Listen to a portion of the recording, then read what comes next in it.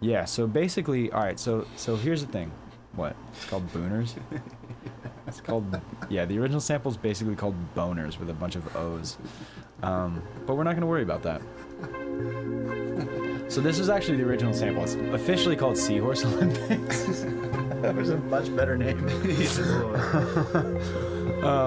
So what we did was, like, we would hang out. We would, like, Gabe would usually make like a pisco sour or some other craft cocktail. And he would, yeah, those were really good actually. It's been a while. And then he would come upstairs and we would work in my place. We probably did this for more than half the album, I would think. So we would work together in my living room. I used to have a setup in there where we would just like make these sorts of like spacey, ambient, like drumless samples.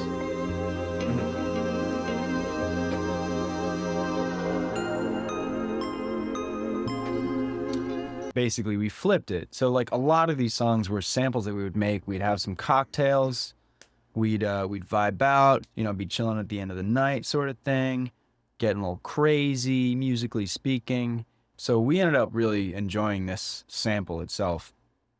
So much so that we put it on the album in its raw form, and then also we flipped it into Aquatic Dressage. All right, so this is the sample that we made. This is the DX7. This is more than the DX7 though, right? Yeah, you know what? This was us jamming, because we had everything in that room is coming in through a stereo pair. So I have like a sub mixer that I send everything into, and then just like it sends a stereo out into the SP and then into my interface. So this was us jamming. You were playing the like higher parts, like the weird like fake guitar on the DX, and I was playing mini log most likely. So that's one track. That's like the majority of it. Then we have Hads. This feels like it was also DX7. Just got a little reverb send on there. Just a little bit of LFO tool action. Sounds like my voicings. Yeah, that's a Gabe arpeggio. That was definitely your guitar. Oh, maybe it was. That sounds like a line that I would play. The guitar? I always articulate like ding, ding, like those little slide ups and hammer-ons and shit.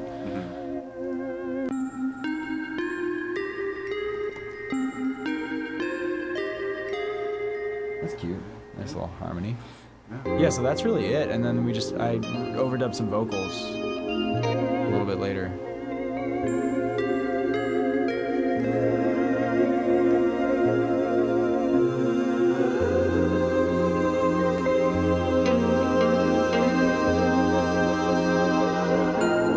Genuinely, yeah, you could just do whatever. You know you're gonna chop it up anyway, so you don't overthink anything. So what we did was we basically took the sample, we threw it in simpler, and we chopped it up. As you can see here, I think we just did like a little manual slicer. So we just kind of like found all these points in the song. All right, here we go. We've got this, these are the chops from the sample. You can see them right here. See, we got a bass here. I think this is probably from the Nord. I'm pretty sure this is from the Nord. Right here? Can you hear without the Side chain. saturator? No, that stuff. Yeah. Yes. So yeah, just a little like sub bass with just like an obnoxious amount of saturation. Just 24 decibels of drive plus drum bus with the crunch halfway up. Because I think we realized after the fact that it was like not audible in mix. And then I was like, well, why don't we just get some more harmonics in there? We got the Yano bus. That's short for piano. Beautiful. Now that's Gabe's grandma's upright piano from Norway. Shout out Grandma, shout out Norway. Beautiful. Take one of those libraries. And then this is like, we just processed this separately. I think it's just like literally just RC20 with like added width, and we scooped out some of the mids. So these are more mono, more It's subtle. I like to do that sometimes. But here, this is cool because we did a lot of live drums on this track. It's like mostly live drums. Okay.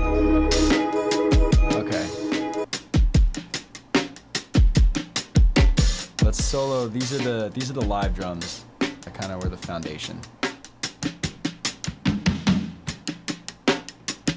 So crunchy. Yeah, what's on them? Let's see. We've got the kick, just a nice EQ. Oh, why is this not working? Okay, so the kick has just mid-range. Well, because we triggered it with another one. That's true. A shitload of distortion. This is Decapitator on 9. Mm-hmm. Well, it's not crushing that much, though. Yeah, it's just not very loud coming in, so that's why. And then some drum bus. We're shaving off some of the like transients in between, but that's only 25%, so it's... Drums sounding nice, though, dude. Definitely. Oh, yeah, the snare's getting a lot. Snare, yeah, we froze this, but we've got EQ, another EQ, smack attack, drum bus, Pro C2, it's compressor, another EQ, saturation, and then gain on the output.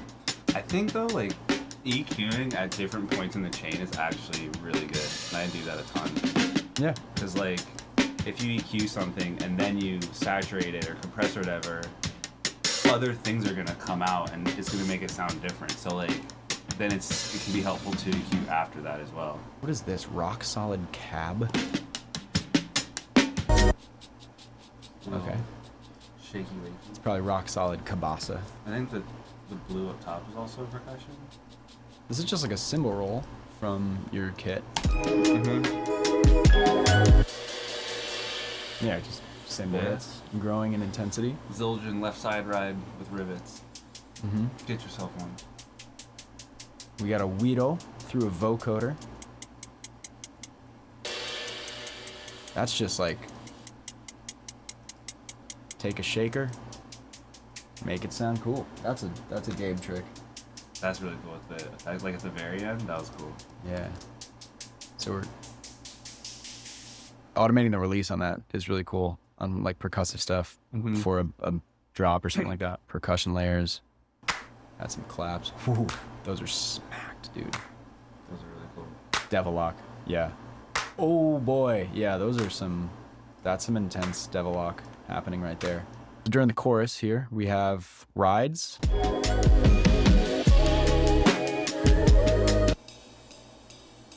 Stereo. All right, this is 2 takes that we just hard panned, or soft panned, I guess. Add some nice high end. I always, I think we talked about it on the stream last time, just adding high end. Someone was asking for like arrangement tips. I was like, bro, bring in the chorus, like just add high end percussion. Like if you want it to feel like a chorus, some ride cymbals, some shakers, then we just had this kick here. We definitely converted that to MIDI from the actual kick track. Yes. Yeah, so we probably just dragged this track over to here and had Ableton do its thing. Yeah, like you can see up top. Yeah, MIDI kick, yeah. This was cool because now like the kick pattern is like... Yeah, you can see it. It's real. It's like what we played, not like exactly on the beat, the same thing same like 4-bar loop the entire track, it's like was a live kind of improvised drum take, which is cool. What's on the drum bus too? Got some automation here. It's just in the beginning. So the whole bus is going through this vocoder, a little bit of EQ. That's after the vocoder, going back to what you said before, like EQ at different points in the process. So we're shaving off some of that really high end, and then the vocoder and the EQ turn off. I think we also we used this delay for the like tape stop sound. So we just automated the time. So like the whole thing is going through this delay. It's actually a 1 millisecond late, 100% wet, and then we just... And then Fat plugin. Shout out the Count for letting us know about this one. He put you on a while ago, and then you started using it, and you loved it, and then you told me about it, and then I haven't stopped using it. And then we got some drum bus going on, just shaving off some of the high frequencies. It's probably just crunchy. This is the opposite here. Ugh, thanks.